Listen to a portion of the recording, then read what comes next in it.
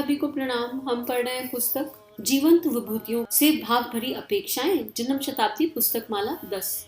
आइए परम पूज्य गुरुदेव वंदे माता जी से प्रार्थना करें कि ये जो स्वाध्याय हम कर रहे हैं ये हमारे जीवन में भी उतरे और हमारे अंदर भी वो जीवटता आए, ताकि हम जो अपेक्षाएं एक गुरु तत्व की, गुरु शक्ति की, उनके शिष्यों से हैं, उनके बच्चों से हैं, उन पर कुछ अंश तक तो कम से कम खरा उतरे। इसी भाव से गायत्री मंत्र। ओम भूर्भुवः स्वः तत्सवितुर्वरेण्यं भर्गो देवस्य धीमहि धियो यो नः प्रचोदयात्। लास्ट स्वाध्याय में जो ऑडियो 1 था उसमें गुरुदेव ने हमें संपदा का मीनिंग बताया था कि संपदा का कोई लाभ नहीं है, जितनी मर्जी इकट्ठी कर लो, लेकिन असली चीज क्या है? विभूति है। और हम सबके भीतर अगर कोई है विभूति, या हमें किसी के पास दिख रही है कोई विभूति, तो फिर हमको समझने की आवश्यकता है और उनको मोटिवेट करने की आवश्यकता है। दूसरी बार बुद्धि और सद्बुद्धि का अंतर समझाने का प्रयास किया था गुरुदेव ने कि बुद्धि क्या है, सद्बुद्धि क्या है। आज गुरुदेव कह रहे हैं कीमत सही अकल की है। मतलब बुद्धि तो सबके पास है और उस बुद्धि से कितने उल्टे कार्य हो रहे हैं, लेकिन अगर सद्बुद्धि जागृत हो जाए तो क्या होगा? समझदारी जहां कहीं भी होगी, ना जाने क्या से क्या करती चली जाएगी। समझदार आदमी आर्थिक क्षेत्र में चला जाए तो वो मोनार्क पैदा हो जाएगा और हेनरी फोर्ड पैदा हो जाएगा।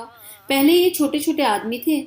नवसारी गुजरात का एक नन्हा सा आदमी, जरा सा आदमी और समझदार आदमी अगर व्यापार क्षेत्र में चला जाएगा तो उसका नाम जमशेद जी टाटा होता चला जाएगा।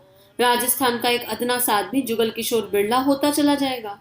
अगर आदमी के अंदर गहरी समझदारी हो तब एक नन्हा सा आदमी, जरा सा आदमी, 2 कौड़ी का आदमी जिधर चलेगा अपनी समझदारी के साथ गजब ढाता हुआ चला जाएगा।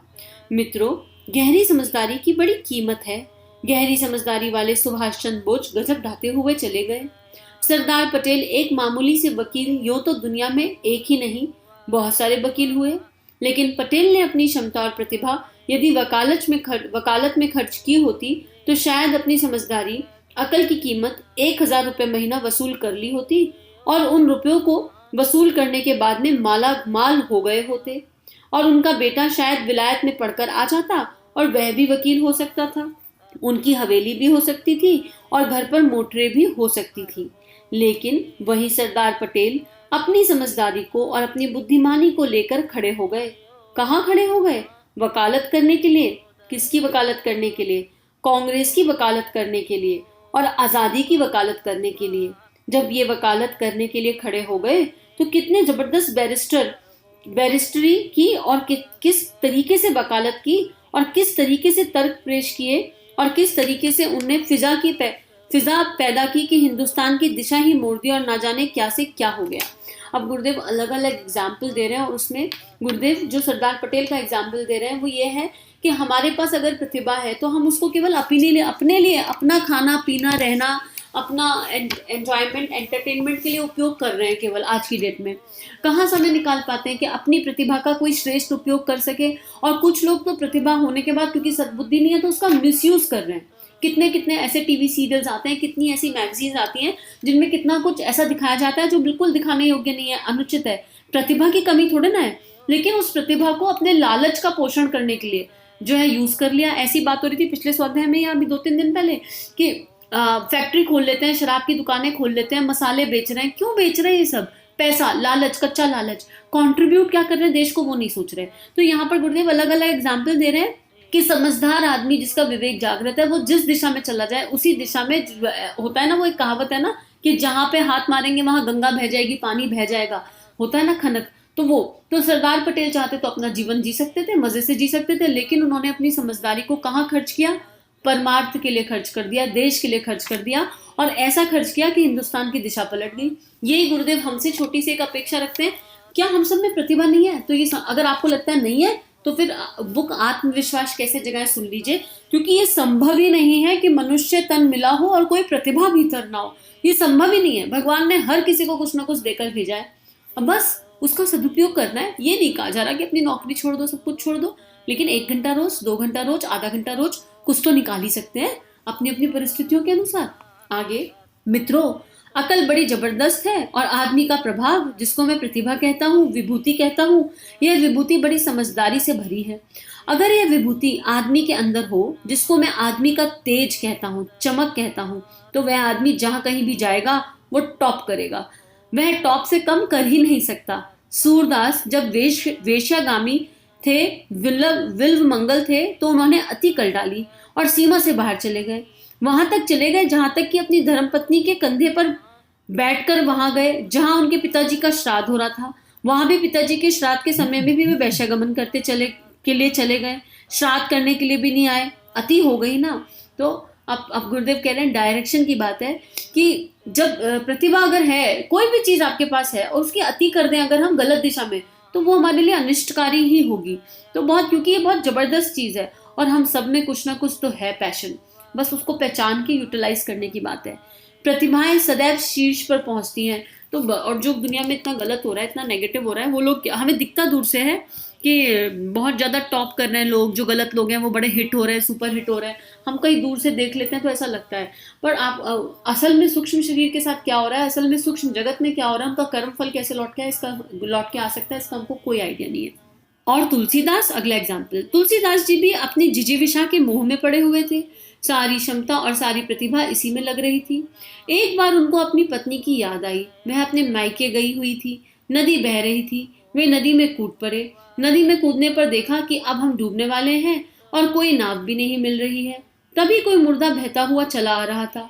बस वे उस मुर्दे के ऊपर सवार हो गए और तैरकर नदी पार कर ली। उसकी बीवी छत पर सो रही थी। वहां जाने के लिए उन्होंने सीढ़ी नहीं देखी, रास्ता दिखाई नहीं पड़ा। वहां परनाले के ऊपर एक सांप टंगा हुआ था। उन्होंने सांप को पकड़ा और सांप के द्वारा उछालकर छत पर जा पहुंचे। कौन जा पहुंचे? तुलसीदास। यही तुलसीदास जब हिम्मत वाले, साहस वाले तुलसीदास बन गए, प्रतिभा वाले तुलसीदास बन गए, तब वे संत हो गए। इसी तरह सूरदास, प्रतिभा वाले और हिम्मत वाले सूरदास जब खड़े हो गए और जो भी दिशा उन्होंने पकड़ ली उसमें टॉप किया। सूरदास ने अपने आप को संभाल लिया और अपने आप को बदल लिया, तब उन्होंने टॉप किया। टॉप से कम में तो वे रह ही नहीं सकते थे। वही बिल्व मंगल जब वैश्यागामी थे तो पहले नंबर का, और जब संत बना तो भी पहले नंबर का। पहले नंबर का क्यों? इसलिए कि वह भगवान का भक्त हो गया। तो फिर वह ऐसा मजेदार भक्त हुआ कि उसने वह काम कर दिखाया जिस पर हम सभी को अचंभा होता है। हिम्मत वाला और दिलेर आदमी जो काम कर सकता है, मामूली आदमी उसे नहीं कर सकता। उसने अपनी आंखें गरम सलाखें डालकर फोल डाली। हम और आप कर सकते हैं क्या? नहीं कर सकते। ऐसा कोई दिलेर आदमी ही कर सकता है। उसने दिलेरी के साथ और तन्मयता के साथ ऐसी मजबूत भक्ति की कि श्री कृष्ण भगवान को भागकर आना पड़ा और बच्चे के रूप में, जिसको वे अपना इष्ट मानते थे, उसी रूप में उसकी सहायता करनी पड़ी। आंखों के अंधे सूरदास की लाठी पकड़कर के हर कार्य में सहायता करते थे और सारा इंतजाम किया करते थे। भगवान उनकी नौकरी बजाया करते थे। कितना सुंदर गुरुदेव एग्जाम्पल दे रहे हैं और आंख भराई। भक्ति का कोई भी एग्जाम्पल पढ़ो तो आंख ऐसे भराती है, हृदय द्रवित हो जाता है कि अपनी आंखें फोड़ ली। तो हम सब में ना ऊर्जा है, उस ऊर्जा को चैनलाइजेशन की जरूरत है। अब गुरुदेव यहाँ ये बता रहे हैं कि तुलसीदास जी में कितनी एनर्जी थी। सोच के देखो, आंधी रात, तूफान, मुर्दा, और मुर्दे के ऊपर चढ़ने के लिए डेयरिंग नहीं चाहिए, हिम्मत नहीं चाहिए, करेज नहीं चाहिए, फिर सांप पकड़ लिया, दिखाई नहीं, तो एनर्जी तो थी। ऐसे ही सूरदास के अंदर क्या एनर्जी नहीं थी? कम थी, बहुत एनर्जी थी। उस एनर्जी की दिशा को बदलना था, उस एनर्जी को डायरेक्शन मिल गई तो वही एनर्जी श्रेष्ठ काम कर गई। और जब तक वो एनर्जी बिखरी हुई पड़ी थी, गलत डायरेक्शन में लगी हुई थी, तब भी वो कर तो टॉप रहे थे, नीचे से टॉप कर रहे थे, ऊपर से टॉप करने की जगह। तो हमारे सबके अंदर भी कुछ तो एनर्जी है, ऊर्जा है। कितने लोग तो नेगेटिव चिंतन में अपनी ऊर्जा को व्यर्थ बर्बाद कर देते हैं।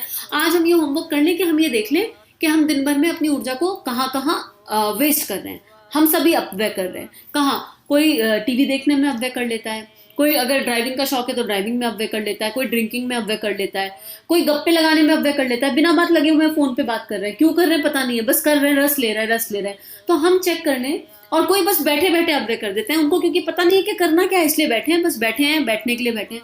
तो आज हम ये चेक कर लें कि हमारे पास ऊर्जा तो है। उस ऊर्जा को जैसे सूर्य के लेंस, मैग्नीफाइंग ग्लास के थ्रू सूर्य के लेंस को सामने रखो तो सारी किरणें निकलते पेपर जला देती हैं। ऐसे ही हमको अपनी सारी एनर्जी को एकत्रित करना है। जप के, ध्यान के, स्वाध्याय के, सत्संग के माध्यम से सारी ऊर्जा को एकत्रित करना है और फिर एक जगह उसको फोकस के साथ, कंसंट्रेशन के साथ लगा देना है। तो निश्चित रिजल्ट आएगा और निश्चित टॉप कर जाएंगे। जैसे ये एग्जाम्पल्स हैं। आगे कौन से सूरदास की? उस सूरदास की जो प्रतिभावान था। मैं किसकी प्रशंसा कर रहा हूँ? भक्ति की। भक्ति की बाद में सबसे पहले प्रतिभा की, समझदारी की, प्रतिभा की बात मैं कह रहा हूँ। प्रतिभा अपने आप में एक जबरदस्त वस्तु है। वह जहाँ कहीं भी चली जाएगी, जिस दिशा में भी चली जाएगी, जहाँ चाहे वह जहाँ कहीं भी जाएगी, पहले नंबर का काम करेगी। तुलसीदास जी ने क्या काम किया? तुलसीदास जी ने अपनी दिशाएं बदल दी।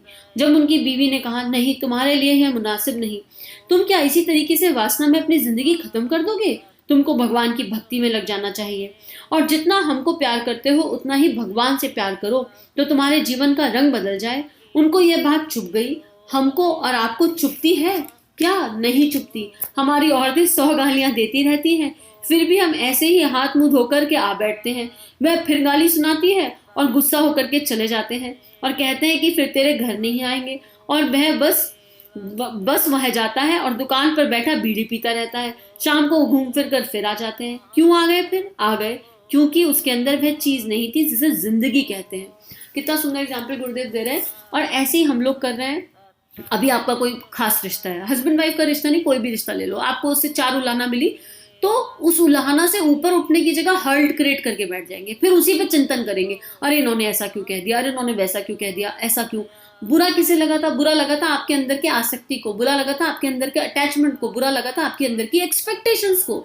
तो ये सारे जो भाव है, जो लोअर एनर्जीज है, आसक्ति है, अटैचमेंट है, ईर्ष्या है, जो भी लोअर एनर्जीज है, अगर ये केंद्रित हो जाए अपने परमात्मा के प्रति, अपनी परम सत्ता के प्रति, अपने भीतर वाले के प्रति, तो लाइफ कितनी सुंदर हो जाएगी। सब कुछ बहुत अच्छा हो जाएगा, सब कुछ खुद घटित होगा। तो आज का स्वाध्याय इसी बात पे समाप्त करते हैं कि हम समझ सकें कि ऊर्जा का, एनर्जी का चैनलाइजेशन करना कितना आवश्यक है। और इसी बात पर प्रार्थना करते हैं परम पूज्य गुरुदेव वंदे माता जी से कि हम सभी का जीवन गुरु तत्व के सूक्ष्म सानिध्य में मंगलमय बीते। हमारे YouTube चैनल को सब्सक्राइब कीजिए और बेल आइकन पर क्लिक कीजिए ताकि आने वाली सभी वीडियो की नोटिफिकेशन आपको मिलती रहे। आप सभी को बहुत बहुत थैंक यू।